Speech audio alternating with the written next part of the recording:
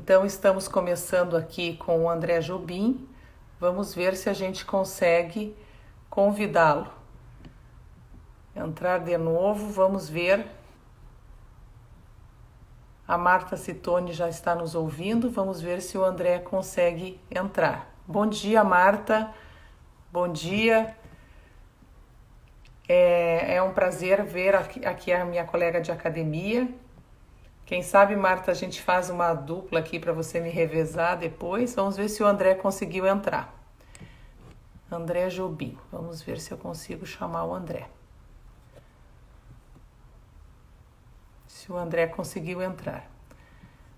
Vou avisar o André que reinicie, se alguém puder. A Marta, por favor, avisa, se for possível, que o André entre de novo, que eu não sei se ele entendeu que eu recomecei. Que é a melhor forma aqui. Vamos ver se o André entra. Obrigada, Marta, valeu. Bom dia a todos, bom dia Gustavo Iurren, Sérgio Cabral, Marta, nossos amigos aqui entrando. Vamos ver se a gente consegue conversar com o André. O André que tem observações importantes aqui, o nosso primeiro presidente da Academia Sul-Rio-Grandense de Direito do Trabalho, assumindo essa liderança de organizar um pensamento plural e um pensamento interessante em torno das questões do trabalho. Muito bem, André, bom dia. Vamos ver se eu consigo chamar o André. Isso mesmo, agora eu acho que deu. Muito bem, André adicionado. Vamos ver, entrou, conectando. Entrou. Isso, aí. André, bom dia. Eu estou aprendendo que se não dá certo é melhor desligar e começar tudo de novo que funciona. Bom dia. É verdade. Eu também estava assistindo aqui o Tarso Genro com o ministro Agra Belmonte, muito interessante, e até coloquei que você continua, então, esse mesmo debate, né? Vamos continuar falando sobre as dificuldades do direito do trabalho do momento atual. E aí, então, André, eu vou começar assim, te dando a palavra, te dando um bom dia. Eu já disse para os nossos telespectadores aqui, os nossos amigos, ouvintes, que você foi o criador da academia. Então, é uma alegria para a academia que você tenha esse lugar de fala. Alô, André? Vamos ver se está entrando aqui. Acho que a internet do André está um pouco devagar.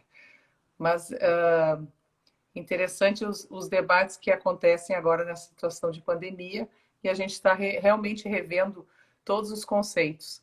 Algo que eu achei muito interessante, o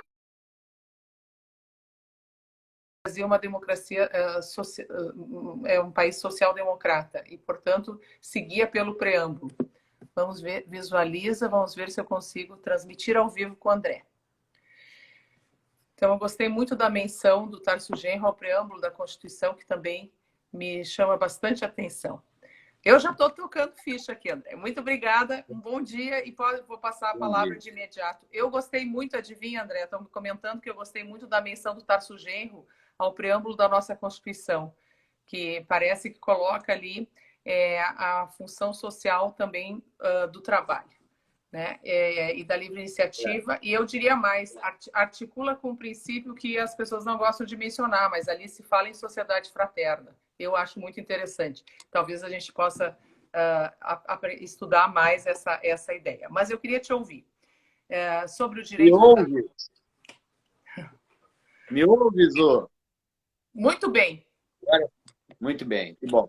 A minha imagem paralisou. Realmente um debate muito interessante. Inicio por dar bom dia e agradecer o convite da confreira Luciene.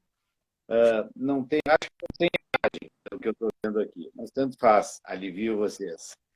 Mas o fato é que realmente a nossa Academia Sul-Rio-Grandense de Direito do Trabalho ela é resultado de um esforço coletivo. Eu fui um dos partícipes nesta fundação e me pareceu bastante oportuno e necessário que se tenha um espaço plural regional aos moldes do que nós temos na Academia Brasileira e talvez isso tenha me estimulado a participar e estimular esse movimento que redunda na nossa academia, que é realmente já uma instituição considerável, importante no mundo do trabalho, com produção científica, com pesquisa, com visões plurais das coisas. Nós estamos num momento muito delicado, há uma exacerbação de pontos de vista, de diferenças, com a certeza histórica de que isso não nos leva a nada. Isso é só contraproducente. Pois bem, agradecendo essa oportunidade, esse espaço que tu vem estreando me parece muito importante, Lu, e realmente tem trazido, num momento de tanta insegurança, uma tentativa eficiente de que a gente tenha luzes qualificadas e pensamentos fundamentados a nos nortear. Veja que essa própria dificuldade aqui, eu estou bem atrapalhado, porque não estou me vendo, mas imagino que estejam me ouvindo, mas o fato é que é a tecnologia para a qual cunhei uma frase que acho bastante interessante, estou tentando voltar ao mesmo tempo lá para o do computador. Agora sim, não deu lá também. Eu cunhei uma frase que acho bastante Mas está indo bem, a gente está te ouvindo. A gente te ouve e te vê. Tá bem, então vou adiante, porque é no sentido de que andamos por conta da pandemia 10 anos em 2 meses. Vejo, e eu tinha a ideia de falar isso no final, mas começo por isso que o problema já se apresentou. Nós estamos com uma dificuldade de conexão, a minha conexão aqui é de escritório, é bastante eficiente e forte, mas falhou. Como falhou a conexão do Supremo Tribunal Federal no julgamento da importante medida 936, que teve que sofrer um adiamento, uma interrupção da sessão, importantíssima, porque a qualificada conexão e sinal e informática do Supremo Tribunal Federal desconectou. E aí isso acontece. Então, a observação dos 10 anos em 2 meses tem a ver com uma necessidade que a pandemia nos impôs dessa virtualização. Estes nossos trabalhos ao vivo, essas aulas online, essas lives, são consequência da necessidade de manter a comunicação em momentos que a comunicação física é totalmente desrecomendada. Então, em primeiro lugar, a gente tem que ter, e não só para essa questão da virtualização, serenidade. As coisas não são exatamente como a gente deseja, estamos vivendo um momento absolutamente inesperado, mais do que isso, talvez, mas o fato é que se nos impôs uma situação de pandemia internacional, mudanças, pelo menos, nem sei se são efetivos avanços, mas necessidades que têm a ver com as nossas relações, com as relações de trabalho e também com as relações postas, vou chegar lá depois, na nossa Constituição. A decretação da calamidade pública, do estado de emergência com decreto lá em 20 de março, número 6, muda as nossas vidas. Sempre que se tem situações, e eu poderia dizer catastróficas como essas, o mundo das obrigações se altera profundamente. Bastou ver o que aconteceu no nosso país quando precisamos postergar obrigações tributárias, obrigações de várias naturezas, porque elas não são cumpríveis dentro de uma previsão de normalidade quando a catástrofe existe. Então, nesse sentido, a necessidade de urgência nessas medidas e talvez há muitos anos eu não via medidas provisórias usadas, não no seu mérito ainda, estou falando como instrumento, com tanta adequação, valendo-se da relevância e urgência. Aqui, a utilização do instrumento medida provisória foi fundamental. Relevância e urgência se fazem presentes e aí sim, essa é a hipótese que nós temos que dele nos valer. Pois bem, Professor, estamos numa... eu queria que o senhor pontuasse bastante assim, as principais trabalhistas. Então, a 927, se o senhor puder começar com a questão também da força maior, para o nosso aluno entender bem. Perfeito. Aqui nós não estamos com alunos, estamos com audiência de acadêmicos, e consulta também não é aqui. Mas não, estou chegando nele, Luciane. O fato bastante é o seguinte... misturado, professor, bastante misturado. Temos de tudo, tá bem. É verdade. O fato é que estamos com aquela reforma trabalhista em curso, ela segue, e agora ela toma cores muito distintas, porque vem com essa cor da urgência e da saúde pública em jogo também. Pois uma das situações interessantes foi o desenho que se deu isso, e ainda antes de detalhar o mérito, a observação que se deu de proteger renda, emprego e, ao mesmo tempo, os empregos. Proteger as empresas, que são aquelas que geram emprego. E fez uma amarração interessante, que pensou nas ajudas econômicas, ajuda compensatória, na redução salarial, na continuidade das atividades, no benefício emergencial, e atrelou a isso financiamentos, inclusive da folha de salários, trazendo com isso normas curiosas e bem interessantes em alguma medida. A primeira delas, e que afasta em alguma medida, algum de nós tratou disso contigo ontem, a questão da força maior, porque esse instituto que provém lá do direito civil, que excepciona o cumprimento das obrigações com alguma... Foi a Janete, agora lembrei. Que, junto com a questão do fato príncipes, o fato do poder, e com o caso fortuito, veio aqui uma definição interessante. No parágrafo único do artigo 1º da 927, já há uma decretação, uma definição de que está o país diante de uma hipótese de força maior, aquela prevista no artigo 501 da CLT.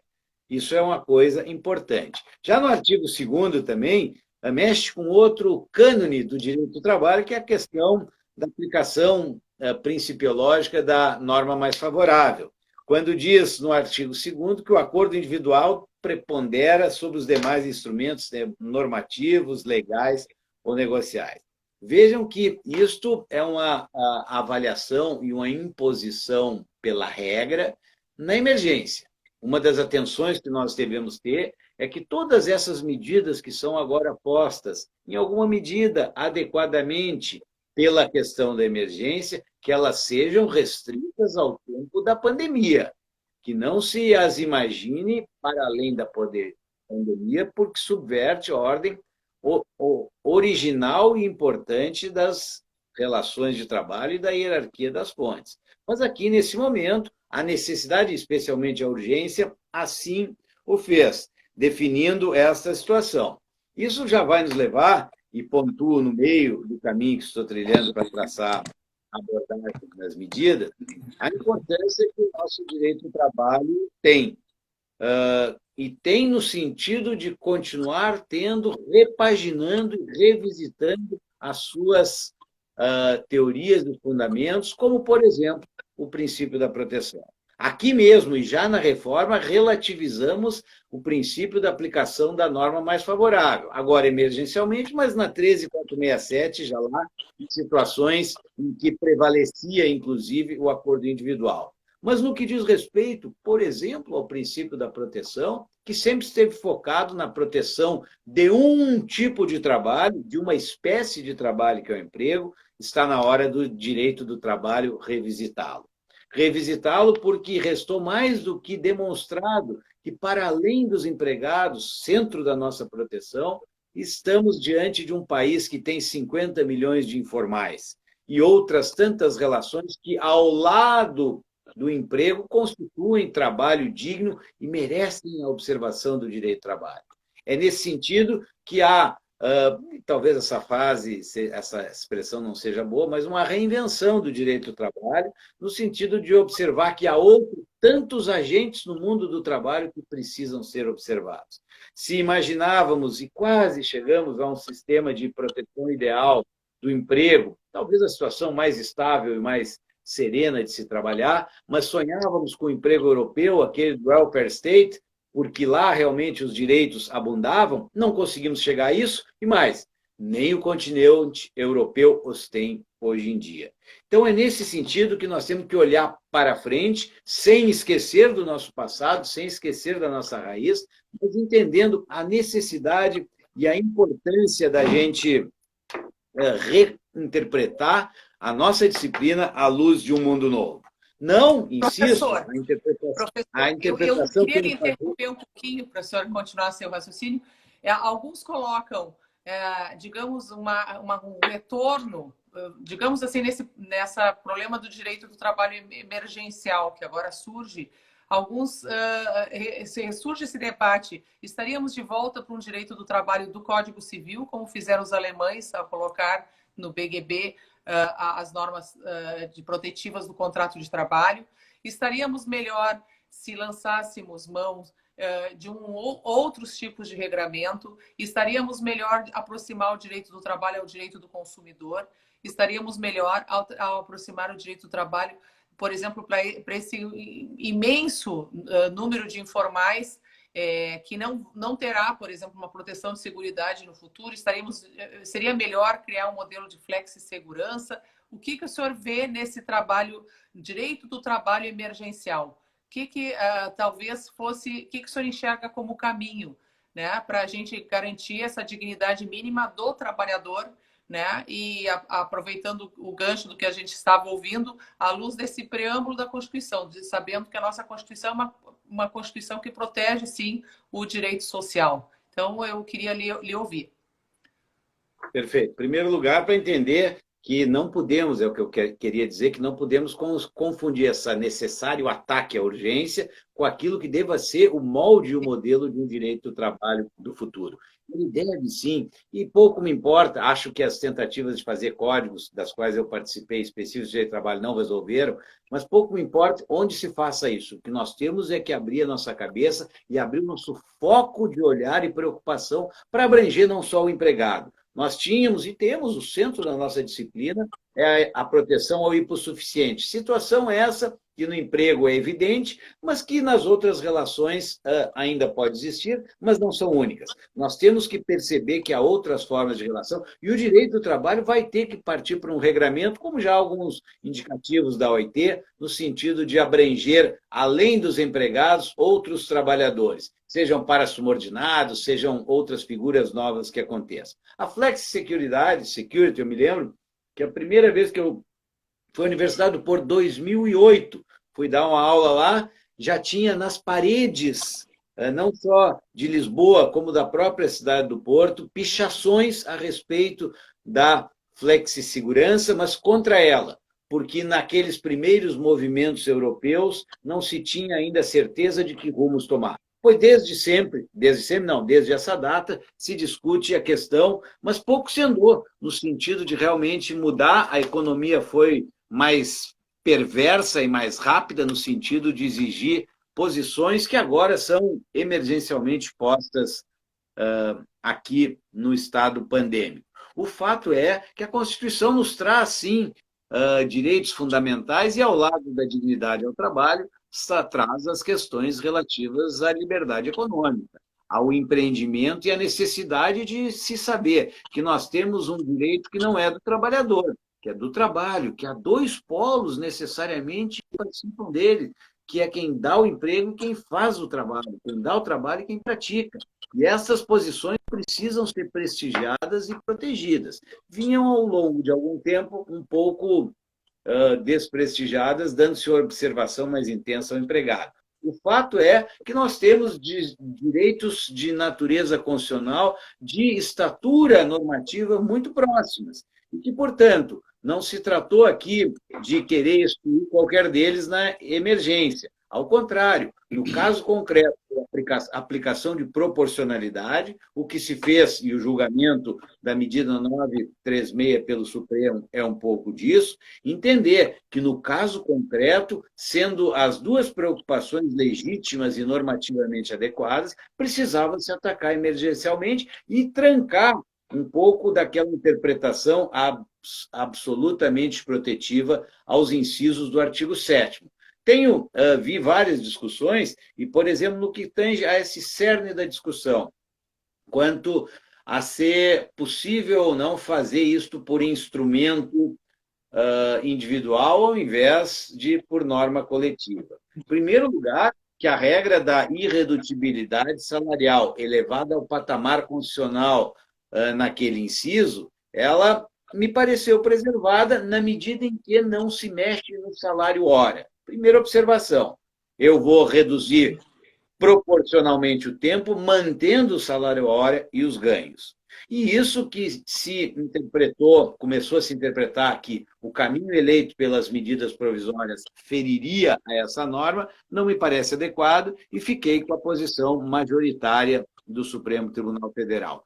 Ainda assim, é a questão que nos dá olhares e focos diferentes da urgência e da emergência que nos impõe acolher, como de fato o Supremo Tribunal Federal acolheu, a possibilidade de validação do acordo individual. Não ter-se-ia como fazer essa composição toda e atacar rapidamente esses problemas se necessitássemos da burocrática intervenção dos sindicatos. Insisto, não estou aqui afastando a importância suprema a que atribuo a participação do sindicato nas relações do trabalho. Mas a urgência foi tanta, mas que nesse momento tem que ser vista diferente. A urgência foi tanta que a medida provisória lá pelas tantas fez uma coisa que eu nunca tinha visto, que foi uma validação dos atos realizados antes mesmo da regência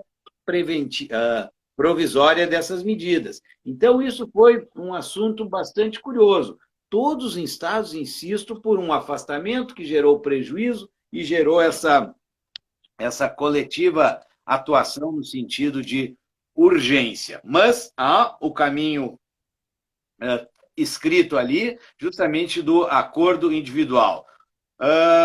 Essa convalidação, achei aqui no artigo 3º, dos atos já realizados emergencialmente entre os dias 22 de março e 24 de abril. Pois o desenho que se fez foi uma tentativa de manter empregos, renda, manter a continuidade das atividades. E aí estabeleceu uma medida que me pareceu importante. Não concordo com o que ouvi a esse respeito de um colegas da Tamássima VM.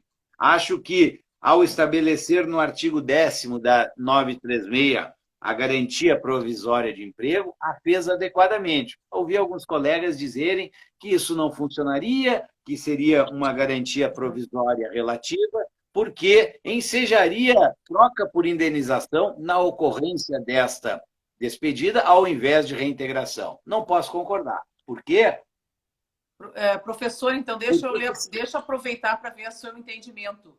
Porque a 936 então, previu redução de salário com redução de jornada ou suspensão do contrato. Os empregados vão receber um valor a menos, mas que serão suplementados pela lei de suporte à renda da MP 944, se assim o empregador cumprir e fizer o acordo, encaminhar o acordo ao Ministério da Economia e também, enfim, se houver todas essas amarras, esse empregado, então, tem uma garantia de emprego, só para colocar assim bem claramente. Isso está no artigo 10 da 936 e também se repete ali na 944. Ontem eu comentava com a professora Janete, me parece que é a mesma garantia de emprego, é a mesma, não se trata de duas garantias, é a mesma que continua a sua amarra quando a empresa recebe a subvenção estatal, ela tem que manter os empregos. Nesse sentido, parece que é uma garantia um pouco diferente do usual, porque ela não pode despedir os empregados, e ali não diz se é o empregado que ganhou o benefício emergencial ou não. Então, a gente tem aqui um leque muito grande interpretativo, inclusive a questão de qual indenização que é devida se esse empregado, por acaso, a empresa não tiver condição de mantê-lo e tiver que ser despedido. Então, aqui a gente tem um leque de debate assim, que realmente continua um pouco na linha do anterior. E eu queria lhe ouvir, então, a esse respeito. É verdade. O que eu acho é o seguinte, dentro desta referência que estamos fazendo, houve uma amarração de todas a imposição do ônus pandêmico ao trabalhador, que pode ter suspenso seu contrato, pode tê-lo reduzido em termos de horas e ganhos, mas, ao mesmo tempo, a obrigação do empregador em manter esse trabalho. Se não o fizer, não só está obrigado a voltar ao status quo antes de pagamento de jornadas, horas e assim por diante, bem como do terceiro, assim vejo, pilar, que foi de financiamento das empresas, não só na folha de pagamento, mas basicamente nela. Quando há uma despedida, me parece que há uma ruptura desta obrigação coordenada pelas medidas provisórias, e tenho a impressão que, quando isso acontece, por uma interpretação sistêmica, deixa de existir a proteção, o financiamento, a substituição pela indenização, mas porque, em alguma medida, estas providências não podem não ter sido suficientes, mas aí desmonta-se essa estrutura sistêmica de formação e, portanto, até os financiamentos de folha deixam de existir. Essas são, na verdade, vejam que sempre as leis já não são fáceis de serem feitas e, no Brasil, muito mal feitas em particular. Quando se faz isso de afogadilho, premidos pelo peso nas costas de uma situação que envolve sobrevivência e vida, elas são ainda, infelizmente, pior, descritas de uma maneira mais fraca e imprópria. Então, o que nós temos que ver é que essa emergência nos impôs mudanças e que recém estão iniciando. O normal já não é o mesmo. Como é que vai ser o normal? Já não é o mesmo normal de antes. Algumas coisas me parecem que tenderão a se estabelecer.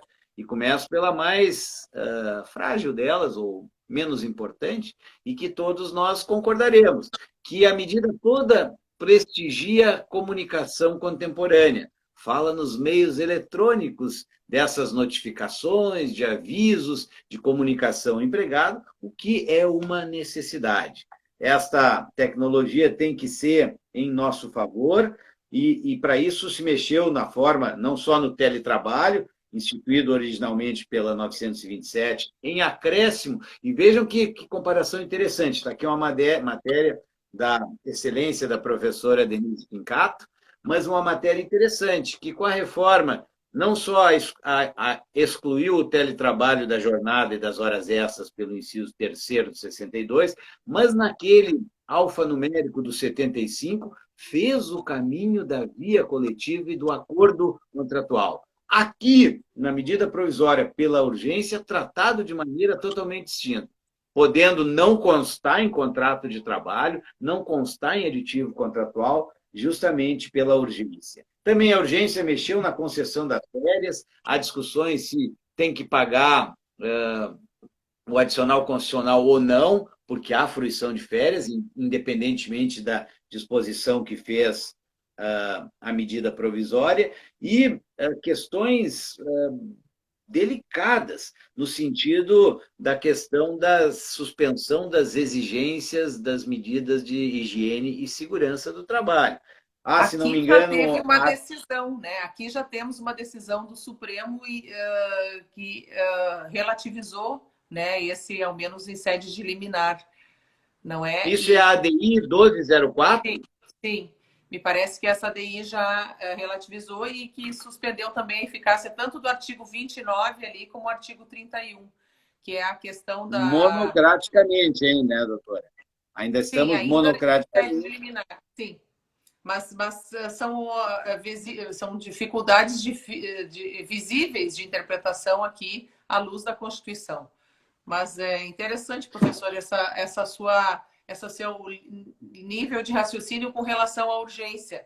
Me parece que a MP 927 ela só foi, por enquanto, com relação a esses dois itens. O teletrabalho passou intacto, por exemplo, com relação à reforma. Também alguns dizem que essa questão das férias, que a Constituição diz anuais remuneradas não poderiam ser adiantadas, teriam outras inconstitucionalidades, mas não foi isso que o nosso Supremo entendeu. Então, ainda que o senhor diga que tem uma má redação, né, o Supremo Tribunal Federal não entendeu assim, ao menos nas linhas gerais, manteve. Eu queria que o senhor falasse um pouquinho, professor, também da MP 936, né? E essa sim me parece um pouquinho mais complexa. Só lembrando que ali no DIESE temos assim os níveis de redução salarial calculados na página, ali se tem bem como se calcula, digamos, esse seguro-desemprego que o Estado aporta para dentro da relação de trabalho, enquanto tem diminuição de salário e jornada ou suspensão do contrato, o que resulta, né? Há uma simulação e, obviamente, há redução salarial, mas há aquilo que o senhor disse. Em contrapartida, eu tenho a manutenção do emprego. Então, eu queria que o senhor mencionasse um pouquinho o que o senhor acha dessa 936 e, justamente, o senhor já tocou no assunto da ADI 6363, que o senhor entendeu que achou que foi bem. Foi no caminho de manter a urgência da situação e manter a consonância, o equilíbrio entre a manutenção do emprego e a situação econômica das empresas. Eu queria lhe ouvir um pouco mais sobre essa 936. Perfeito. Antes disso, professora, vamos tentar entender a dimensão brutal da crise que nos envolvemos. Eu ouvi a notícia essa semana que aquela forma autônoma de trabalhar que tanto nos serve, que são os Ubers, 160 mil motoristas devolveram seus carros neste último mês. Significa que, por falta de transportes de pessoas, de clientes, deixaram 160 mil só motoristas de ônibus. Nos Estados Unidos, por exemplo, a questão, em um setor delicadíssimo, que é o transporte aéreo, diminuiu em 94% o número de voos. 94% é quase parar. Os aviões funcionam lá com 23 pessoas por avião. 23 passageiros, é quase voo privado. São quase 6.300 aeronaves estacionadas.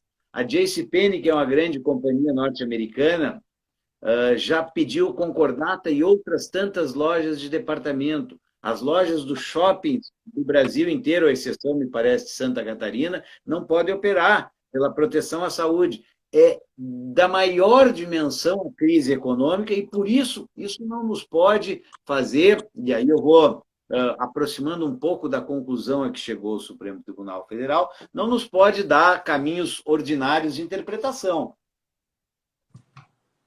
A premência, a urgência, as vidas em jogo fizeram, e aí, em alguma medida, é que eu digo que me pareceu bem atacado pela 936, quando ela faz aquele programa emergencial de manutenção que fala em preservação da renda, ajuda compensatória que se cumula ao benefício emergencial, tudo isso de olho em manter os empregos. Algumas atividades realmente vão sofrer muito com isso. Por exemplo, turismo vai demorar, à exceção do turismo de automóvel, e nós que fazíamos aqui para o nosso vizinho Uruguai, mesmo de automóvel, vai demorar para que isso aconteça de novo. Setores que a Europa tenta abrir, mas uma dificuldade imensa. Ninguém está muito à vontade para fazer turismo. Se buscou também a redução do impacto social, o benefício emergencial, e trilhou esse caminho da redução proporcional da jornada até 90 dias, com a preservação do salário hora. Aí, além da suspensão do contrato. Aí, justamente, preservação do salário hora, que entendi de interpretar que não houve infração constitucional, porque justamente foi mantido o salário hora.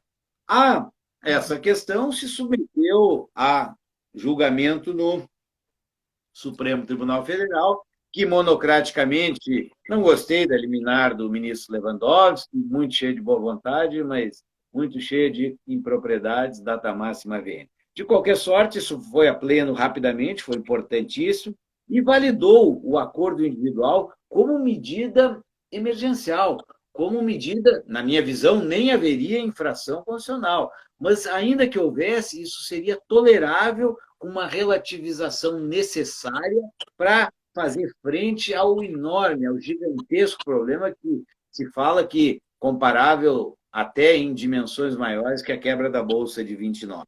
Pois a mesma Constituição ela tem a livre iniciativa e o valor social do trabalho. É óbvio que, e eu vi o confrade Tarso, que eu gosto muito, fui adversário em processos quando iniciava a minha carreira, e mesmo sentando em lados opostos da mesa, reconhecia nele um grande advogado, um grande profissional. Ele mesmo, inclusive, quem é um dos meus padrinhos para a Academia Brasileira, ele que me indicou para a vaga 89, que hoje titulo. Mas o fato de perceber que a Constituição tem vários espaços que são teóricos, mas tem orientações que precisam ser aproximadas da realidade. Ele fez uma divagação muito interessante entre o valor normativo, teórico e abstrato da Constituição e a vida real. E nós precisamos factibilizar trazendo isso para a nova realidade do mundo do trabalho, em que, se nós protegemos especificamente no núcleo duro do direito do trabalho individual no artigo 7º os empregados, nós temos que fazer isso ampliar para proteger outros tipos de trabalhadores que são postos hoje numa condição de também insegurança e necessidade de proteção. O que nós tivemos no julgamento do Supremo me pareceu adequado, e vejam que, curiosamente, os dois ministros que vêm da área trabalhista, a ministra Rosa e o ministro Marco Aurélio, divergiram desta posição. Mas me pareceu, sim, adequado, porque isso fez com que, neste momento, se desse caráter emergencial e caminho possível de se realizar essas mudanças todas. Nós que acompanhamos a advocacia empresarial sabemos o verdadeiro desespero que as empresas estão e na necessidade de urgência, sem trabalho, sem empregos, com a tentativa de mantê-los, mas de uma maneira que a situação, de fato, não tem permitido. Então, isto muda a vida, muda o trabalho, emergencialmente dá um valor individual e, em alguma medida, deixa para um segundo plano a participação sindical, mas, insisto, não há direito e relações de trabalho sem o sindicato. Ocorre que o sindicato que perdeu o financiamento recentemente, muitos sucumbiram, mas no universo de quase 17.500, mais da metade deles nunca tinha feito uma assembleia de trabalhadores, sindicatos catadores de moedas, data máxima vênia. Então, a necessidade da reforma foi possível e os sindicatos também precisam se reinventar. Os bons sindicatos servem ainda firmes e fortes, ainda que com dificuldades. E também, aproveitando o teu pensar aí, a referência que isso dá, e na nossa academia são muitos os advogados, tentamos manter na formação um percentual equilibrado de advogados e magistrados, e, portanto, interessa entender que a advocacia também passa por uma nova realidade. A realidade é que... Eu ia lhe perguntar sobre essa questão, realmente, das audiências virtuais, dessa virtualização do nosso trabalho jurídico como profissionais da área do direito e também como professores, né? Que o senhor mencionava que houve enfim, uma revolução no nosso modo de agir e de entender. Embora a gente já vinha com o processo eletrônico e as aulas também têm essa tendência, acho que virou aqui a sua câmara. Perfeito. Acho que já vínhamos nesse processo e agora parece que ele deu um salto, como o senhor disse, e nos exigem novas habilidades que não estivéssemos, talvez, preparados. Então, isso surge uma sobrecarga para os advogados e juízes e também para os professores, que terão que ir com muita calma também com os seus funcionários ou com os alunos. Enfim, todos temos que nos reorganizar, talvez ir mais lentamente para podermos voltar, né, a ter uma atividade assim, justamente acomodada, razoavelmente acomodada, como se tem dito, com relação aos meios telemáticos. Eu queria lhe ouvir, professor. Deixa eu lhe dizer o seguinte, a própria situação que eu estou enfrentando aqui, que eu não estou me vendo, acabou de entrar o meu sócio aqui dizendo que a câmera está para baixo, mas por quê? Porque eu não estou me vendo. Ou seja, eu já fiz inúmeras lives, estou há 6 semanas já dando aulas online, me vendo e funcionando a tecnologia, e agora ela não está funcionando. E por quê? Não sei. Agora tentei botar no meu computador, olha como para baixo, está desligada. Está com a câmera de baixo, olha que loucura. Deixa eu ver se isso melhora, virar. Melhorou, pronto, melhorou, consegui. Mas veja, então... você estava indo muito bem e eu entrei com essa questão desse tipo de trabalho para a nossa situação particular, né? Que também é uma... Isso, e é nessa, professora Luciana, que eu estou dizendo que a tecnologia ainda não é capaz de suportar tamanha mudança. Eu, que fiz inúmeras lives, estou dando aula há horas, participo de todas as lives da academia, que já vão a mais de 40, não é possível, a tecnologia não está perfeita, adequada, e nem nós estamos preparados para ela. Mas vê o seguinte, o que acontece é que sem essa infraestrutura? Ou será que tem? Veja a nossa confreira nacional Tereza Narras, que está conduzindo os cafés da manhã da academia, ela jurisdiciona Itapecerica da Serra, parece que a 100 quilômetros de São Paulo, que lá não tem sinal de internet, que a OAB paga a internet para a hora das audiências e só para a hora das audiências. Acabou as audiências, corta o sinal. Como é que nós podemos entender que um país que tem o cânone constitucional de garantir o acesso ao poder judiciário vai limitar as pessoas, ainda neste momento em que não há infraestrutura, da gente poder realizar atos por meio exclusivamente das vias virtuais? Imagine se isso fosse uma sustentação oral, o prejuízo que eu não teria em não estar me vendo. Não estou entendendo, estava mostrando meus pés, entrou meu colega aqui e disse, olha, estou na live lá, tu está mostrando os pés da mesa. Uma loucura, e como é que eu vou sustentar um direito de um cliente para o qual eu tenho obrigações profissionais e responsabilidade de fazê-lo sem essa estrutura? Quando comecei o início dizendo, quando a estrutura da nossa mais alta corte falha a ponto de obrigar o adiamento de uma sessão do Supremo Tribunal Federal, isso é uma loucura. Como é que eu vou impor? São 120 mil advogados do Rio Grande do Sul. Tenho a certeza que mais da metade desses não tem nenhuma condição de trabalhar fora dos foros, onde estão disponibilizados aí em tempo integral pela OAB, sinal de internet. Processo eletrônico é um avanço, íamos numa medida razoável, mas agora isso andar desta maneira é um perigo. Se a gente pensar também, professor, e a senhora o é, na nossa prestigiosa, minha faculdade, URGS, essa necessidade de dar aulas. Eu sou professor de sala de aula presencial, graduação e pós, há 30 anos.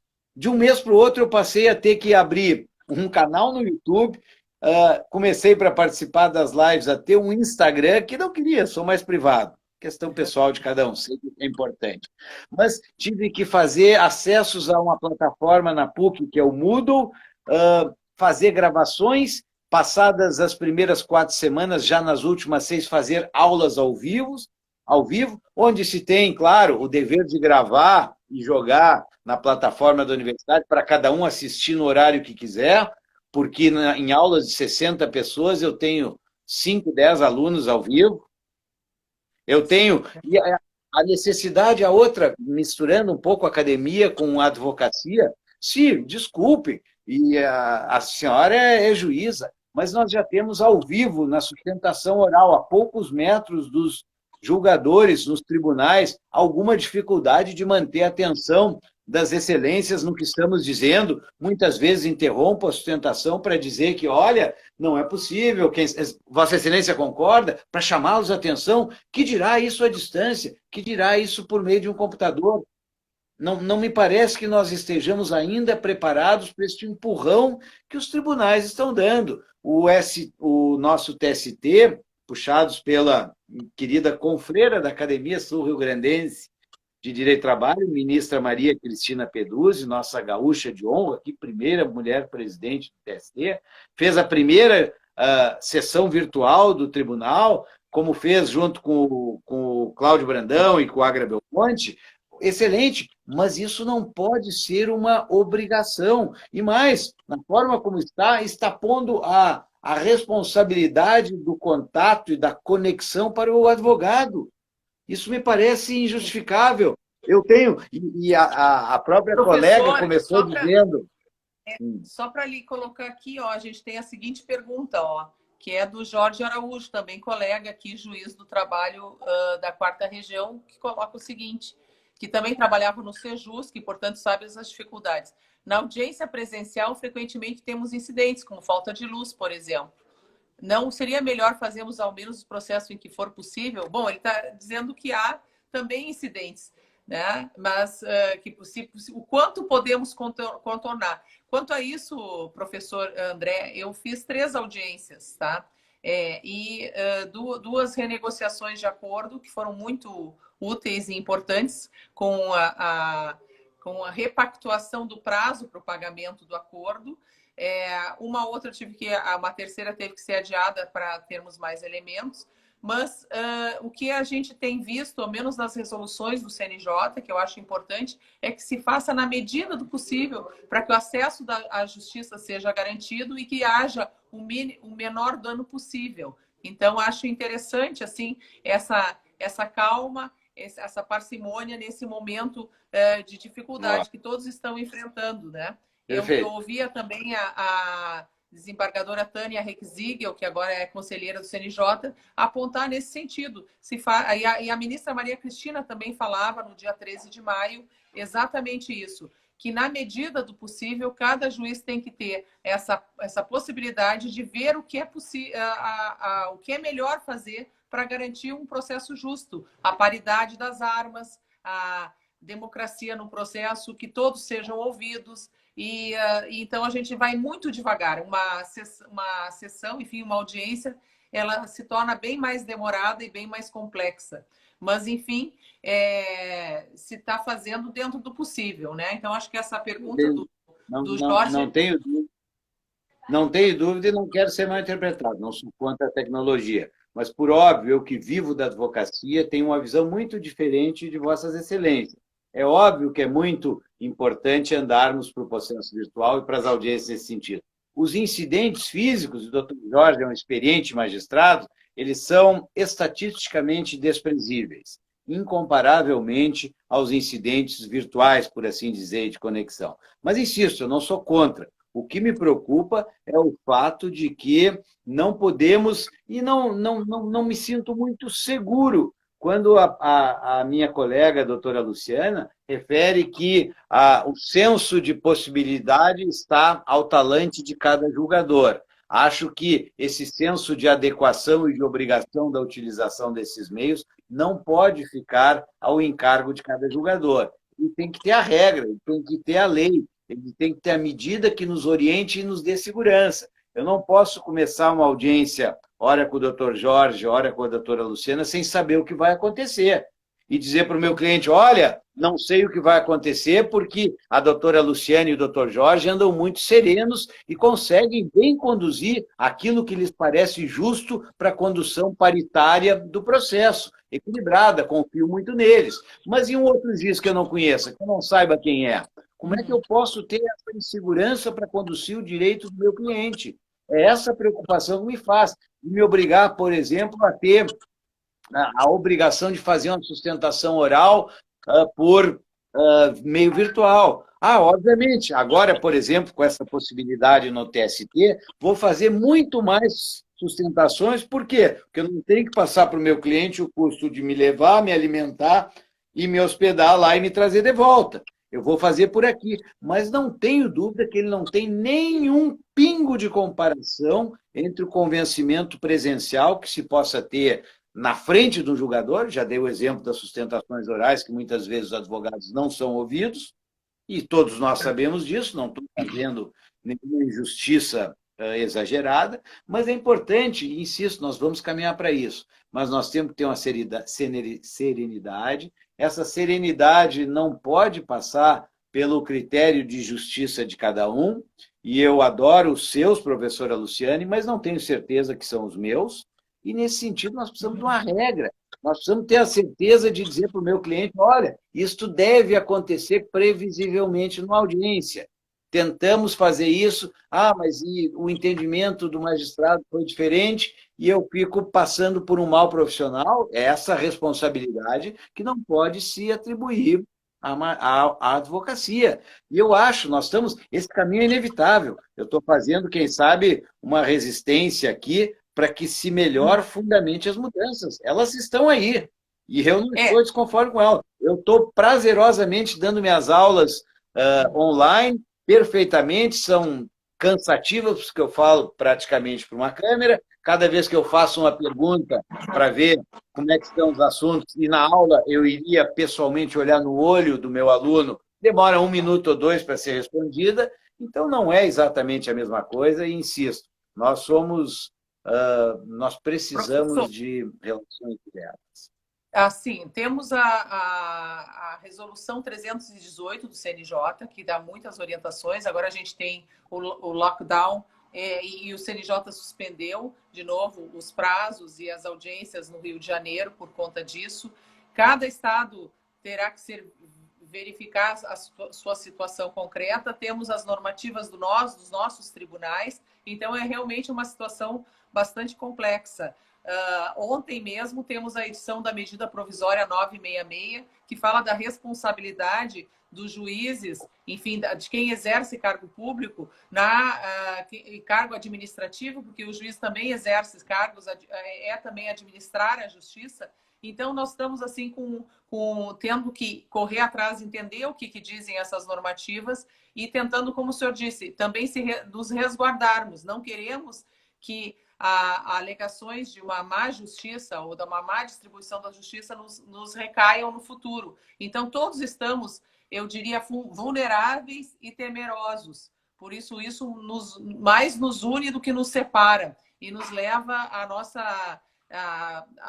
enfim, a constatação da nossa fragilidade humana, da nossa condição humana, como diria a Hannah Arendt, né? Uma condição humana que nos irmana. Então, assim, a gente está nesse momento pandêmico e temos que fazer, então, esse movimento de unidade para entender as dificuldades do empregador, do empregado, do reclamante, do reclamado, quando essa relação se dá do ponto de vista processual, mas temos que nos adaptar, então, de uma forma segura aqui, como diz a professora Janete. Eu gostaria que o senhor comentasse, então, nesses 5 minutos finais, o que o senhor propõe, assim como Telos. Então, estamos nessa, digamos, pandemia legislativa também, que nos avassala, né? Essa tentativa de trabalhar no caos. E como é que podemos organizar da melhor forma, sem prejuízos a nós mesmos, ou seja, exigindo o autorrespeito e exigindo o respeito com o nosso próximo, uma solidariedade, como vamos articular essas necessidades todas? Então, quero lhe ouvir. Perfeito. Em primeiro lugar, em referência à insegurança dos agentes públicos, aí incluídos os magistrados, a medida provisória de ontem veio num reforço enorme, mas que a esmagadora maioria dos juristas já a reconhece como inconstitucional. E não no âmbito dos juízes, com certeza, mas no âmbito presidencial, uma tentativa de autoproteção. Mas, de qualquer sorte, é importante que se dê a segurança a todos. Para isso, nós precisamos de um mundo já mudou. Nós precisamos de serenidade, precisamos entender que estas medidas que estão postas experimentalmente, queiramos ou não, por conta da emergência, ou devem ser praticadas exclusivamente durante a calamidade. E, portanto, ter noção de que, passado esse período, que não vai ser tão curto, nós possamos construir ao longo, não tenho como ter certeza, o Tarcísio começou fazendo isso a referência a um ministro da Revolução Francesa, que dizia, olha, o que o senhor acha desse momento? Olha, esse momento é muito cedo para achar. O que eu acho que é importante é da gente continuar fazendo esse trabalho belíssimo que a Academia Sul-Rio-Grandense está fazendo, de trazer pensamento, de trazer discussão, de trazer a minha visão, de trazer a sua visão, de trazer a visão do Tarso Genro, da ministra Cristina, da conselheira Tânia, porque só assim a gente consegue evoluir. O meu raciocínio hoje, 50, quase 60 dias depois de pandemia, não é o mesmo do início, quando eu mais focado estava com tudo que estava acontecendo. E, portanto, tenho insistentemente aplicado a minha energia no conhecimento, para a gente tentar entender o que a professora Luciane pensa, que não é igual a mim, que pode me ajudar, que pode me dissuadir da minha ideia, ou, ao contrário, pode reforçar o meu pensamento, mas é só através da inteligência, da discussão, do estudo, da pesquisa, que a gente vai conseguir trilhar os caminhos que estão muito nebulosos à nossa frente. Duvido de quem diga que já tem um panorama, um espectro de posições para o que está por acontecer, porque ainda estamos no olho de um furacão epidemiológico, de saúde pública, que envolve vidas, e com isso todo o furacão econômico e do mundo de trabalho. Nós temos que continuar estudando, ainda estão muito inseguras as coisas, mas reconheço que um desses caminhos é a gente continuar discutindo, ouvindo posições diferentes e sendo capaz de dialogar. Insisto, eu sempre sou de posições muito fortes, mas não sou contra a virtualização, mas eu só acho que ela deva ser um pouquinho mais serena, porque com serenidade a gente consegue olhar e tirar o foco do que se quer resolver para olhar mais amplamente, olhar como isso se deu no passado, como isso vai se refletir como consequência no futuro. Para mim foi um prazer e uma honra estar aqui no nosso programa, vamos chamar assim, na nossa live, Live. que As a nossas conversas matinais. nossas conversas. Imitando a Academia Nacional, foi uma ideia da Academia Nacional e Não, a gente replica aqui. As boas ideias têm que ser no- replicadas, né? E nosso bom professor, exemplo, é nosso isso. bom exemplo nacional é de ser, como em tudo, aplicado. Isso é cópia positiva em favor de todos. Está de parabéns, tem sido muito bem conduzidas por ti e para mim foi uma oportunidade muito interessante. Te agradeço. Professor, e eu vou aproveitar então esse minuto final para dizer que nós temos a semana que vem, então, continuando o debate, o nosso juiz Luiz Antônio Colucci, temos o nosso professor Guilherme Wunsch, da Unicinos, temos o Maurício Góes e também, agora me faltou, tem uma outra live com... eu acho que são essas três lives marcadas para a semana que vem, no horário, nesse mesmo horário, às 9 horas. Então, todos estão convidados. Sim. Uma observação importantíssima, que isso é da natureza das academias, o pensamento plural.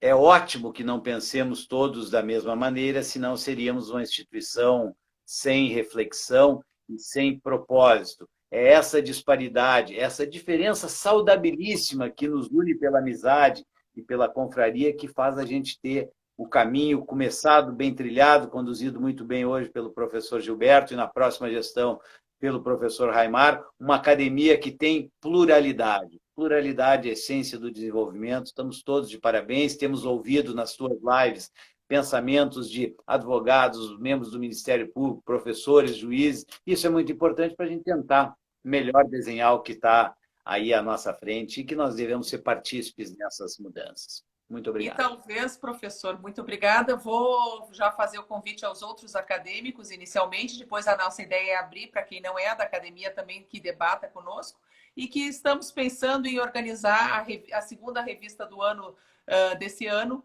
sendo as próprias lives transformadas em perguntas e respostas, como sendo a nossa segunda resposta. Então, que os colegas que ainda não entraram, e aqui está o nosso presidente, o Gilberto Stimmer, que já nos deu carta branca para fazer, então, essa organização desse material em termos de perguntas e respostas. Já fica lançado verbalmente o edital. E agradeço muitíssimo esse público maravilhoso que são colegas que nos assistem e que colocam as perguntas e que pensam junto com a gente nesse momento. Muito obrigada e fiquem bem, que a gente consiga superar esse momento com a maior serenidade possível. Muito obrigada, professor, e eu me despeço do senhor.